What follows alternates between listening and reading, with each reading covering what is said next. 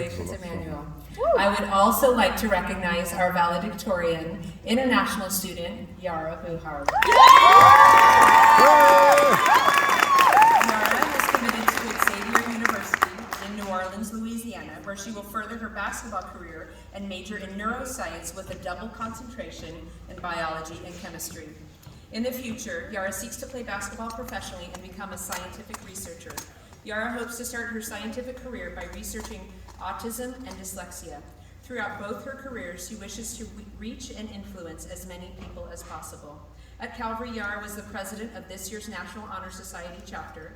She shadowed neuro and spine surgeon Dr. Kovkin and was co-captain of the girls' varsity basketball team. Yara is thankful for the teachers, administration, and Coach Shay Johnson for providing an environment for her to grow and be better every day. Yara, thank you.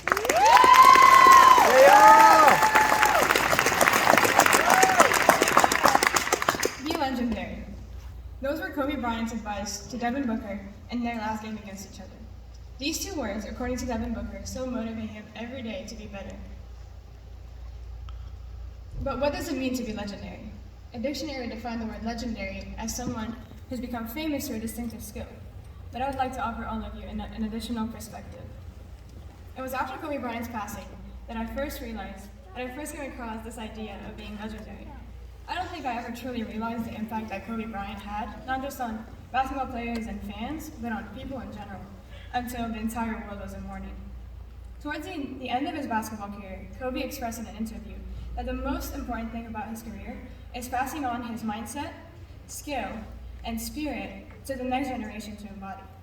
He referred to it as the beauty of the game. I saw it as a game plan because he had just revealed what it was to be legendary in one sentence.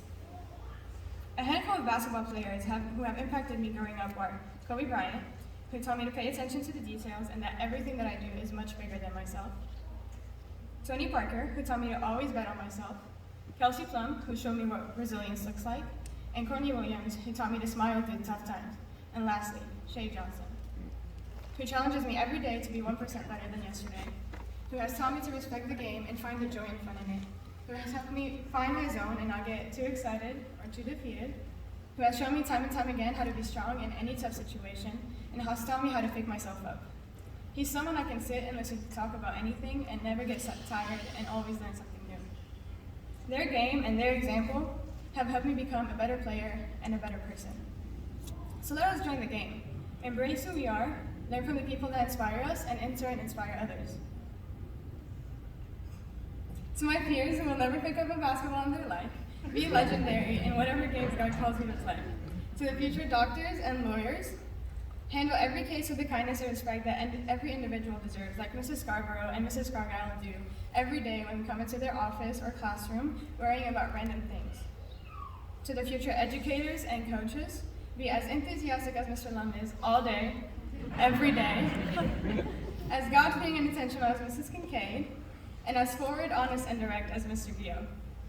To the future scientists and mathematicians, take on the fun spirit that Ms. G and Ms. Mejia bring to science, and the dedication to individual growth that Mr. Mueller and Ms. Driver present. Whenever someone asks me what my plans for the future are, my first response has always been play in the WNBA.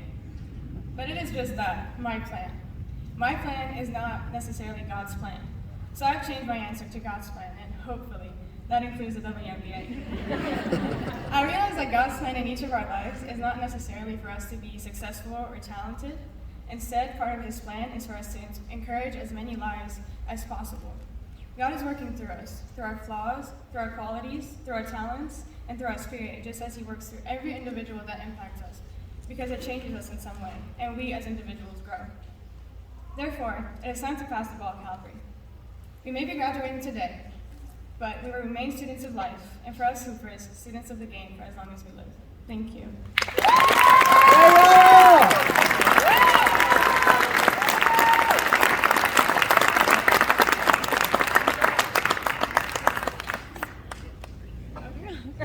Okay.